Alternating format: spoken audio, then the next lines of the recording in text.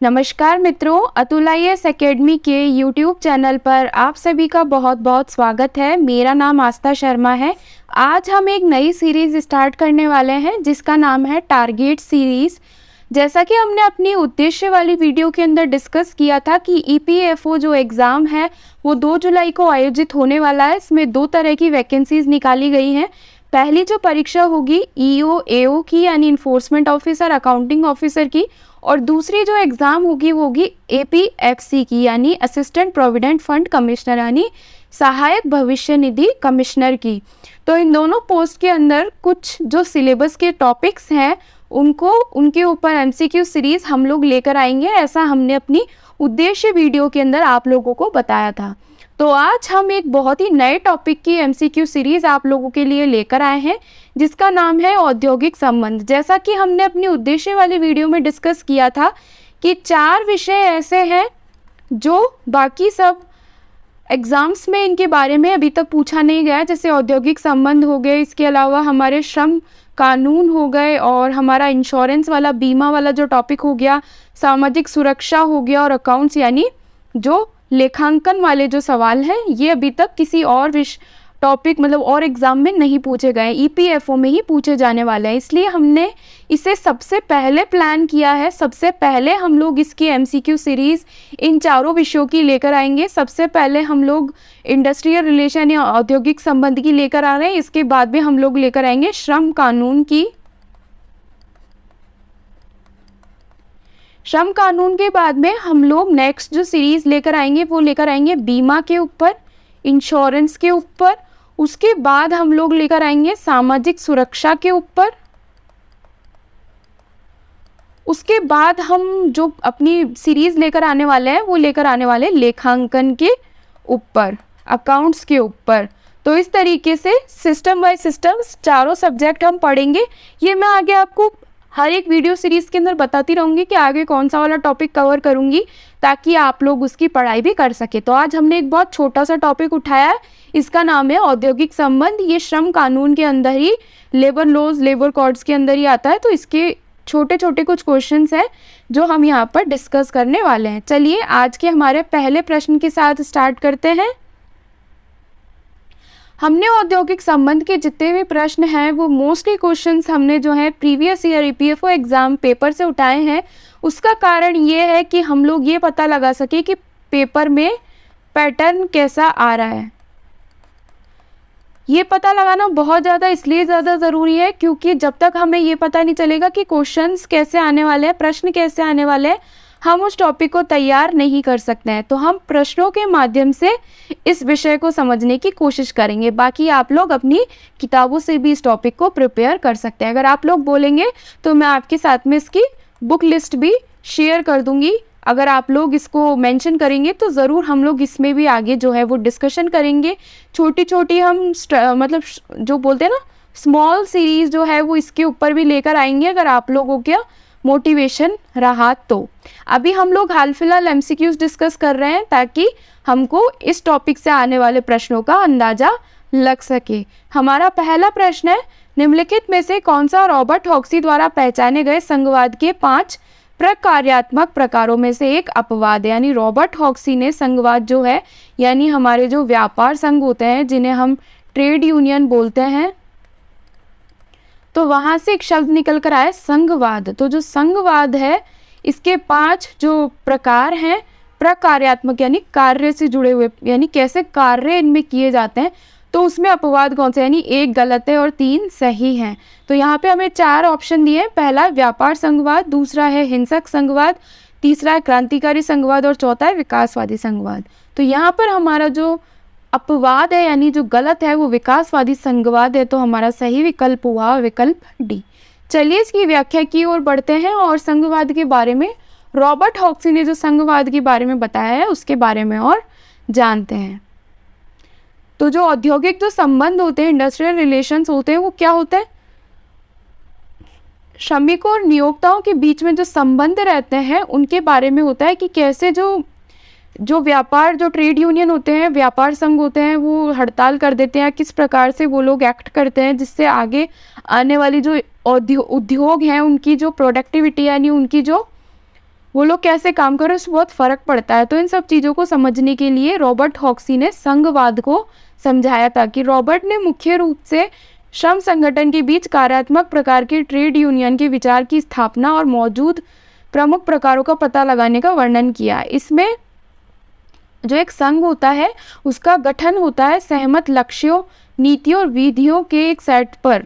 यानी जब कुछ लोग कुछ लक्ष्यों, नीतियों और विधियों पर सहमत होते हैं तो एक संघ का गठन होता है, जो एक संघ या यूनियन के समूह को दूसरों से अलग करता है और सामाजिक स्थिति का अलग अलग निदान करता है।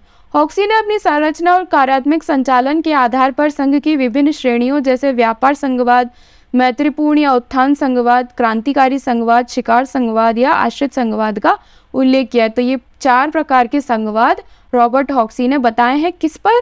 संरचना या कार्यात्मक संचालन के आधार पर, यानी कैसा काम करते हैं, क्या संरचना है, उसके आधार पर इन्होंने संघवाद को समझाया। लेकिन इसमें विकास संघवाद शामिल नहीं है, इसलिए हमारा विकल्प 4 जो है वो गलत हो गया। चलिए हमारे प्रश्न नंबर 2 की ओर बढ़ते हैं।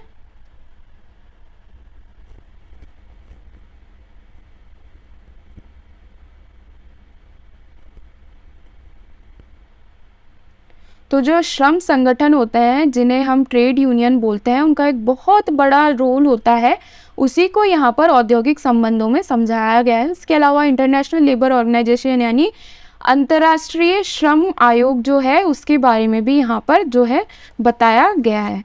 निम्नलिखित में से कौन सी एक प्रक्रिया है जिसमें एक औद्योगिक विवाद में शामिल श्रमिकों और नियोक्ताओं के प्रतिनिधियों को एक तीसरे व्यक्ति या व्यक्तियों के समूह के सामने एक साथ लाया जाता है, जो मध्यस्थता के माध्यम से पारस्परिक रूप से संतोषजनक समझौते तक पहुंचने के लिए सुविधा प्रदान करते हैं। अब क्या होता है ना कि जब विवाद होता है ना, औद्योगिक विवाद कब होता है? जैसे कोई नया कानून आ गया या नया कोई एक रूल बना दिया जो श्रमिकों को पसंद नहीं आया, तो श्रमिक क्या करेंगे? हड़ताल कर देंगे और काम करना बंद कर देंगे। तो नियोक्ता कौन होते हैं? नियोक्ता जो उनको रखते हैं, यानी फैक्ट्री ओनर। तो ये जो श्रमिक है और नियोक्ता है, इनके बीच में हो गया विवाद। तो विवाद हो गया यानी अब फैक्ट्री में काम नहीं होगा औद्योगिक विवाद के कारण। तो अब इस विवाद को सुलझाने का जो काम है वो मध्यस्थता के माध्यम से किया जाता है। तो यहाँ पर कौन सी मध्यस्थता है? मध्यस्थता भी 3-4 तरह की होती हैं, तो उसके बारे में पूछा गया है कि कौन सी मध्यस्थता के माध्यम से पारस्परिक रूप से संतोषजनक समझौते तक पहुँचने का सुविधा प्रदान की जाती है। तो पहला है मध्यस्थता खुद, अधिनिर्णय, सुलह, सामूहिक बातचीत। तो यहाँ पर हमारा जो सही उत्तर है वो है विकल्प सी, यानी सुलह के माध्यम से जो है इस विवाद को निपटा जाता है। जब जैसे हम लोग भी देखते हैं कि कई बार अगर हमें कोई चीज़ पसंद नहीं आती तो हम मना कर देते हैं कि हम काम नहीं करेंगे, फिर हमारे पेरेंट्स हमें समझाते हैं कि नहीं नहीं कर लो, कोई बात नहीं। तो इस तरीके से मनावन या फिर ऐसे करके वापस हमको काम पर लगाया जाता है। तो इसी प्रकार से श्रमिकों और नियोक्ताओं के बीच में अगर किसी भी प्रकार का विवाद होता है और वो सुलझ नहीं रहा है तो उसको वैकल्पिक विवाद समाधान के माध्यम से समझाया जाता है। तो इसमें आमतौर पर किस प्रकार में, मतलब जो विवाद समाधान होता है उसको भी वर्गीकृत किया गया, यानी किस प्रकार से विवाद को समाधान किया जा सकता है। पहला मध्यस्थता, सुलह, मध्यस्थता और वार्ता। सुलह मतलब जो हमारा विकल्प सी सही है। सुलह क्या होती है? गैर बाध्यकारी प्रक्रिया होती है, जिसमें एक निष्पक्ष तृतीय पक्ष सुलहकर्ता विवाद के पक्षों को विवाद के पारस्परिक रूप से संतोषजनक सहमत समाधान तक पहुंचने में सहायता करता है। अतः विकल्प 3 सही है। सुलह मध्यस्थता का एक कम औपचारिक रूप है। पक्षकार सुलहकर्ता की सिफारिशों को स्वीकार या अस्वीकार करने के लिए स्वतंत्र है, यानी ये जो विकल्प विवाद समाधान होता है इसमें जो वो तृतीय पक्ष होता है एक, वो ना इसको जानता है ना इसको जानता है, यानी ना ये नियोक्ता को जानता है ना ये श्रमिक को जानता है। ये अपना एक जो डिसीज़न है वो देता है, लेकिन ज़रूरी नहीं है कि इसका डिसीज़न माना ही जाए। ये बाध्यकारी नहीं होता, ये अबाध्यकारी गैर बाध्यकारी प्रक्रिया है, यानी स्वीकार या अस्वीकार करने के लिए इसकी सिफारिश को ये लोग स्वतंत्र हैं। हालांकि दोनों पक्ष अगर सुलहकर्ता द्वारा तैयार किए गए निपटान दस्तावेजों को स्वीकार करते हैं तो ये अंतिम तौर पर बाध्यकारी होगा। तो अगर दोनों ही पक्ष एग्री हो जाते हैं, यानी नियोक्ता भी मान गया और श्रमिक भी मान गया, तो फिर ये बाध्यकारी हो जाता है। तो इस प्रकार से जो है विवाद निपटाए जाते हैं। जब कोई बड़ी एक उद्योग जो यूनिट होती है, उद्योग होता है, तो वहाँ पर जब विवाद होते हैं तो वो आसानी से सुलझते नहीं है, तो किसी तीसरे आदमी को बिठाकर, ताकि कोर्ट में मामला ना जाए और अनौपचारिक रूप से ही काम हो जाए, तो इसीलिए ये इस तरीके के वैकल्पिक विवाद समाधान जो है वो यूज़ किए जाते हैं। चलिए हमारे प्रश्न नंबर 3 की ओर बढ़ते हैं। हमारा प्रश्न नंबर 3 है, औद्योगिक रोजगार स्थायी आदेश अधिनियम 1946 के तहत प्रमाणित एक स्थायी आदेश के आवेदन या व्याख्या से संबंधित प्रश्नों को किसे संदर्भित किया जा सकता है। तो यहाँ पर ये जो अधिनियम है, रोजगार अधिनियम, औद्योगिक रोजगार अधिनियम, इसमें एक स्थायी आवेदन या आदेश है, तो उसकी अगर व्याख्या करनी हो उस आदेश की, या उससे संबंधित कोई प्रश्न है, तो उसे किसको संदर्भित किया जाए, कहाँ जाकर उसका व्याख्यान करवाया जाए। तो यहाँ पे हमें 4 विकल्प दिए, औद्योगिक न्यायीकरण, श्रम आयुक्त, श्रम न्यायालय या औद्योगिक रोजगार न्यायालय। तो ये 4 प्रकार के कुछ जगह होती है जहाँ पर जाकर आप अपने, अगर आपके किसी भी प्रकार का, जैसा मैं एक श्रमिक हूँ और मुझे किसी भी प्रकार की कोई परेशानी है, मेरा भुगतान नहीं हुआ है, या फिर मैं जाना चाहती हूँ, मुझे जाने नहीं दिया जा रहा है, या फिर छुट्टी नहीं मिल रही है, तो मैं कहाँ जाकर बोलूँगी। तो ये 4 प्रकार के जगह होती हैं। लेकिन अगर मुझे किसी आदेश का संदर्भन चाहिए तो मैं कहाँ जाऊँगी, मैं जाऊँगी श्रम न्यायालय में, यानी हमारा विकल्प सी यहाँ पर सही उत्तर है। चलिए इसकी व्याख्या की ओर बढ़ते हैं और इसके बारे में ज़्यादा जानते हैं। जब इतने सारे उद्योग एक साथ चलते हैं, हम देखते हैं हर शहर में बहुत सारे उद्योग होते हैं, उद्योगों में लोग काम करते हैं, श्रमिक होते हैं, तो उनके जो जितने भी अधिकार होते हैं वो सुरक्षित किए जाएं, क्योंकि फैक्ट्री में जो काम करता है उसको बहुत मुश्किल से उसके अधिकार मिलते हैं। फैक्ट्री वाला सोचता है कि ज़्यादा से ज़्यादा काम करवा लूँ और ज़्यादा से ज़्यादा मुनाफा कमा लूँ, लेकिन इस ज़्यादा मुनाफे के चक्कर में जो लोग होते हैं, उनका श्रमिक होते हैं, उनके अधिकारों का कई बार हनन हो जाता है और वो लोग बोल नहीं पाते। तो उस प्रकार की चीज़ों को रोकने के लिए स्थायी संबंध बनाए गए हैं, ताकि इन लोगों के अधिकारों का हनन ना हो और इनके समय समय पर इनको अपनी हर प्रकार का मुआवजा और अपना वेतन मिलता रहे। तो औद्योगिक रोजगार स्थायी आदेश नियम 1946, इसमें औद्योगिक प्रतिष्ठानों में नियोक्ताओं को औपचारिक रूप से उनके तहत रोजगार की शर्तों को परिभाषित करने की आवश्यकता के लिए नियम है। यानी जो नियोक्ता होता है उनको अपनी रोजगार की शर्तों को परिभाषित करना होगा कि हम किस शर्तों पर किसी श्रमिक को रख रहे हैं। जबकि औद्योगिक प्रतिष्ठानों में नियोक्ताओं को उनके अधीन रोजगार की शर्तों को पर्याप्त सटीकता के साथ परिभाषित करने और कामगारों को उक्त शर्तों को अवगत कराने की आवश्यकता होती है। यानी जब भी कोई काम करने आएगा तो उसको अच्छे से अवगत कराया जाएगा कि ये हमारी रोजगार की शर्तें हैं। स्थायी आदेश का अर्थ है कि औद्योगिक प्रतिष्ठानों में नियोजित कामगारों के लिए आचरण के नियम। अधिनियम का उद्देश्य औद्योगिक प्रतिष्ठानों में नियोक्ताओं को उनके रोजगार की शर्तों को औपचारिक रूप से परिभाषित करने की आवश्यकता होती है। इस अधिनियम के आवेदन के संबंधित कोई भी अगर प्रश्न आता है, इस उद्देश्य के लिए गठित श्रम न्यायालयों को भेजा जा सकता है। अगर कोई भी प्रश्न उठता है इनसे संबंधित तो वो श्रम न्यायालयों में भेजा जाएगा, जिसका निर्णय अंतिम और सभी पक्षों के लिए बाध्यकारी होता है। तो अतः विकल्प 3 हमारा सही है। चलिए हमारे प्रश्न नंबर 4 की ओर बढ़ते हैं। एक संघ जिसकी सदस्यता में कई उद्योग, रोजगार और शिल्प में कार्यरत श्रमिकों को शामिल किया जा सकता है, उसे किसके रूप में जाना जाता है। यानी जो व्यापार संघ होता है, ट्रेड यूनियन होती है, उसमें श्रमिक होते हैं। तो ज़्यादातर जो व्यापार संघ होता है वो एक किसी उद्योग का होता है, जैसे हम बोले शुगर मिल का हो गया, या फिर तेल मिल का हो गया, या पेपर समूह हो गया, इनका हो गया। तो इस तरीके से कोई मिल या फिर इन सब का होता है। लेकिन इसके भी क्या, व्यापार संघ के भी कई प्रकार होते हैं, जैसे औद्योगिक संघ हो गया, सामान्य संघ हो गया, शिल्प संघ हो गया, क्षेत्र सह उद्योग संघ हो गया। तो यहाँ पर हमसे पूछा गया है कि वह कौन सा संघ है जिसकी सदस्यता में कई उद्योग, रोजगार और शिल्प में कार्यरत श्रमिक एक साथ शामिल हो सकते हैं। तो इस प्रकार के संघ को क्या बोला जाएगा। तो यहाँ हमें 4 विकल्प दिए हैं, तो हमारा जो सही विकल्प है वो है सामान्य संघ। यानी एक सामान्य संघ होगा, उसके अंदर इस प्रकार के सभी श्रमिकों को शामिल किया जा सकता है। चलिए इसकी व्याख्या की ओर बढ़ते हैं और सामान्य संघ के बारे में और ज़्यादा जानते हैं।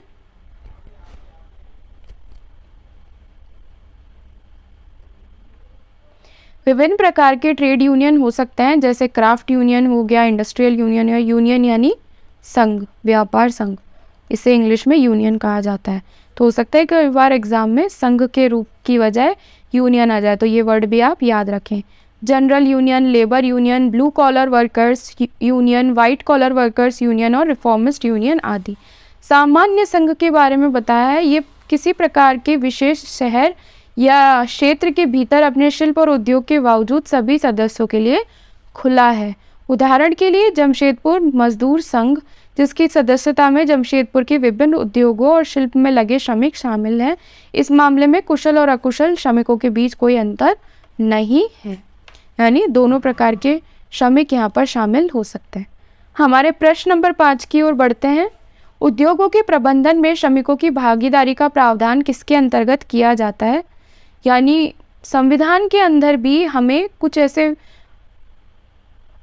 प्रावधान बनाए गए हैं जिसपे उद्योगों के प्रबंधन में श्रमिकों की भागीदारी हो। यानी वैसे प्रबंधन का काम है वो नियोक्ताओं का होता है, जिसे मैनेजमेंट बोलते हैं।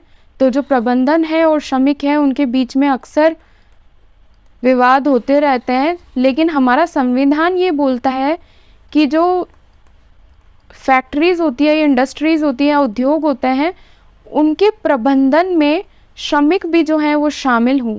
तो ये जो प्रावधान है संविधान का, ये कौन से अनुच्छेद में दिया गया है, ये यहाँ पर हमसे पूछा गया है। तो यहाँ पर 4 विकल्प है।